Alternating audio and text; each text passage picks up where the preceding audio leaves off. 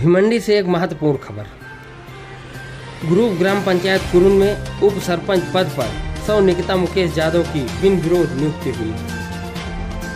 इस ऐतिहासिक अवसर पर उन्होंने बधाई देने के लिए कई प्रमुख नेता और व्यक्ति उपस्थित थे।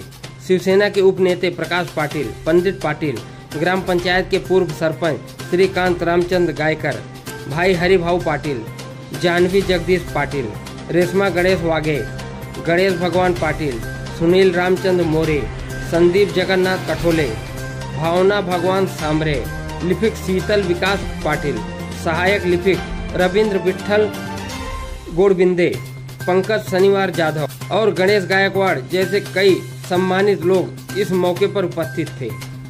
सौ निकिता मुकेश यादव की बिन विरोध नियुक्ति से ग्राम पंचायत कुरुन में एक नई सकारात्मक दिशा की ओर कदम बढ़ा है।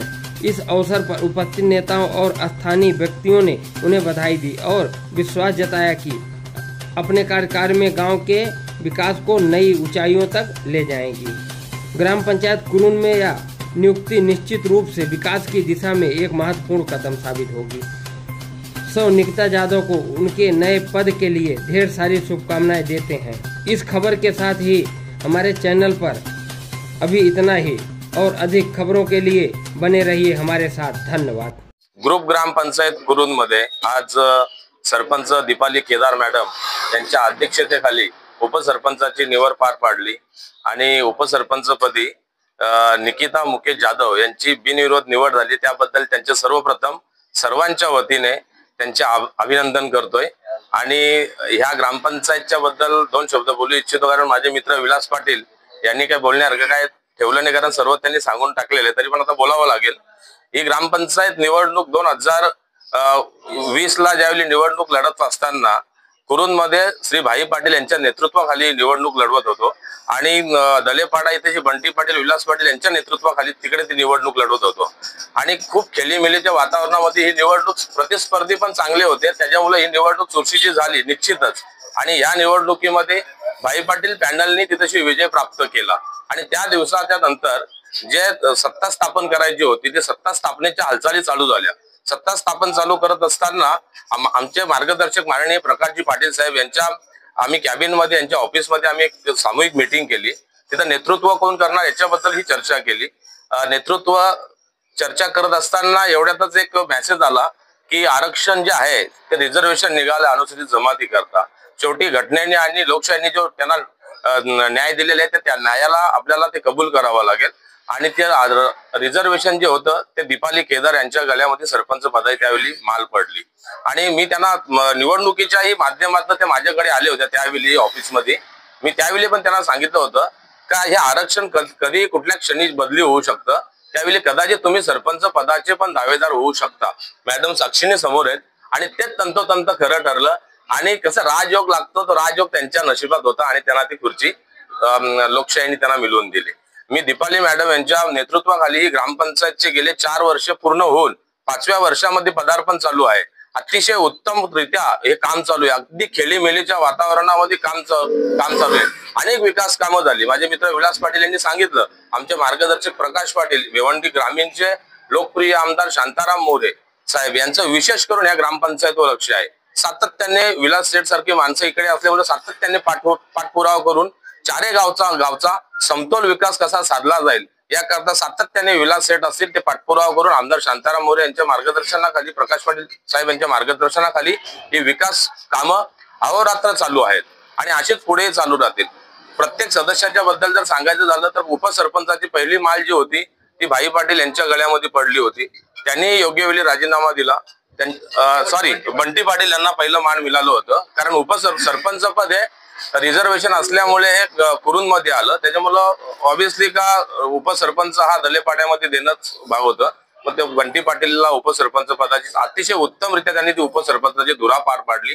गावच्या विकासाबद्दल त्यांनी कटिबद्धता बाळगली, अनेक विकास कामं केली।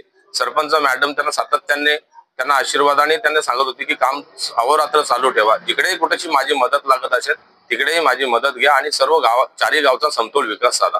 त्यानंतर भाई पाटलांनाही उपसरपंचाची एक संधी मिळाली, त्यांनी योग्य वेळी राजीनामा दिला। जानवी जगदीश पाटील जे आहेत त्यांना तिसरी संधी मिळाली। विशाखा विश्वनाथ भोईर यांना चौथी संधी मिळाली। त्यांनी योग्य वेळी अतिशय पारदर्शकपणे राजीनामा दिला. काही कुठलीही शंका नसताना, कुठलाही ममत्व भाव, द्वेष, काही सगळ्या जरी पण असतील तरी पण त्या सगळ्या गोष्टी बाजूला ठेवून योग्य वेळी योग्य टायमिंग मध्ये प्रत्येकाने राजीनामा दिला.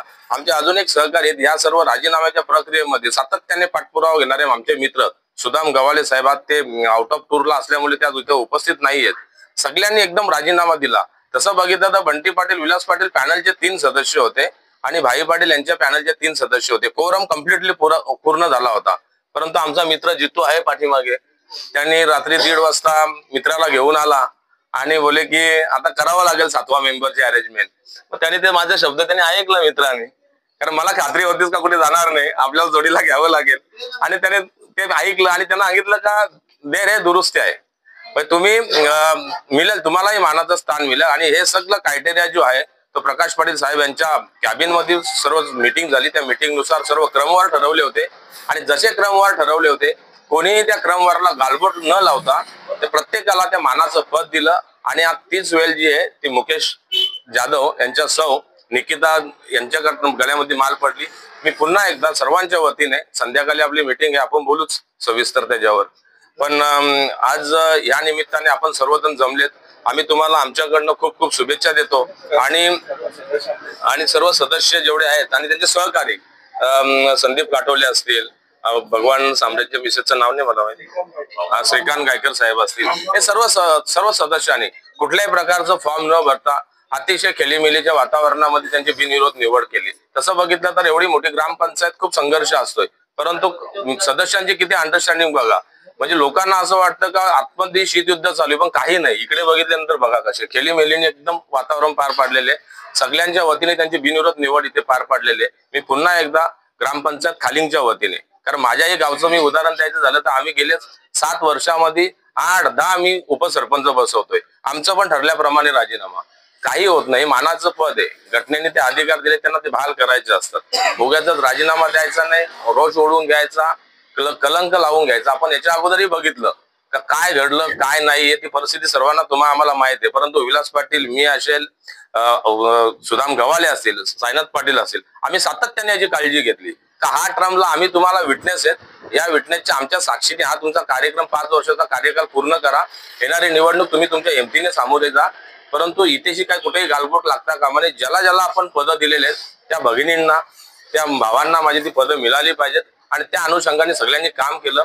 आणि लास्ट शेवटची आता ही उपसरपंचाची निवडणूक आहे, अतिशय गोडी गुलाबीनी प्रेमाने ही आणि बिनविरोध निवड झाली. त्याबद्दल ग्रामपंचायत खालिंगच्या वतीने, भरतशेला त्याच्या फॅमिलीच्या वतीने मी निकिता मुकेश जाधव, तसंच अध्यक्ष, या सभेचे अध्यक्षस्थान त्यांनी पार पाडलं. त्यांनी त्यांची नेमणूक जी केली त्या केदार मॅडम आणि त्यांचे सहकारी सर्वच सदस्य लोक, त्यांच्या सर्वांचे मी पुन्हा एकदा मनपूर्वक अभिनंदन करतोय की असंच पुढे तुम्ही या गावच्या विकासाकरता वाटचाल कराल, ही आपणाकडून अपेक्षा आहे.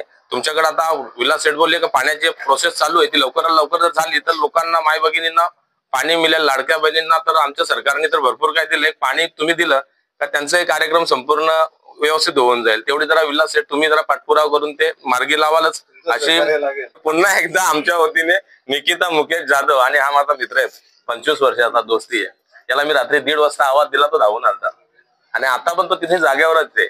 त्याचा मला सारखा अभिमान आणि गर्व वाटतोय. पुन्हा एकदा त्यांना दोघांनाही, केदार मॅडम त्यांच्या अध्यक्षतेखाली सर्व सदस्यांना, माझ्याकडनं भाई पाटील असतील, यांना सर्वांना मी शुभेच्छा देतोय. आणि ही त्यांची बिनविरोध निवड झाली जाहीर करतोय आणि हा इथेच कार्यक्रम संपन्न झाला हेही जाहीर करतोय. आता आपण भेटूया संध्याकाळी.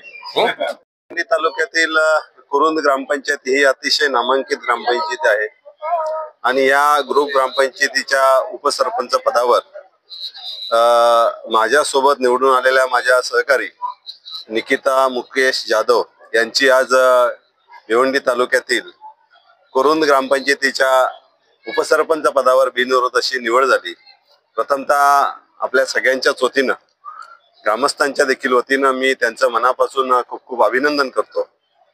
खरं तर गेली 5 वर्ष सातत्याने, आज 4था वर्ष आहे, आम्ही ग्रुप ग्रामपंचायतीच्या माध्यमातून सर्व ग्रामपंचायत सदस्य एकत्रित मिळून 4 गाव असतील, एक 5-6 ग्रामपंचायतीचे आदिवासी पाडे असतील, या संपूर्ण ग्रामपंचायतीमध्ये विकासाच्या दृष्टिकोनातून अतिशय असं भरीव असं काम गेल्या ह्या 4 वर्ष नव्हे तर मी तर 2005 पासून सलग 2025 एक जवळ 20 वर्ष झाली सातत्याने या ग्रामपंचायतीचं नेतृत्व या आमच्या गावातील ग्रामस्थांच्या आशीर्वादाने मार्गदर्शनाने करत आहे. आणि अनेक 20 वर्ष एक 20-25 वर्षाचा कालखंड बघितला गेला तर या ग्रुप ग्रामपंचायतीच्या माध्यमातून चारही गावाचा अतिशय चांगला असा विकासाच्या दृष्टिकोनातून रस्त्यांची कामं असतील, पाण्याच्या योजना असतील, गटारीची कामं असतील, विविध विकासाची कामं ही सातत्याने आपल्या या ग्रामपंचायतीच्या कमिटीच्या माध्यमातून होत झालेली आहे. आणि गेल्या 4 वर्षापासून ही जी काही नवीन कमिटी आहे यांच्या माध्यमातून देखील अतिशय भरीव असं काम विकासाच्या दृष्टिकोनातून झालेलं आहे. आणि खऱ्या अर्थाने गेली 4 वर्ष जे काही ग्रामपंचायतीमध्ये सहमतीने जे काही ठरलेलं होतं त्या पद्धतीने आज मला वाटतं 5वं आज हे उपसरपंच पद हे बिनविरोध असं ही निवड झालेली आहे.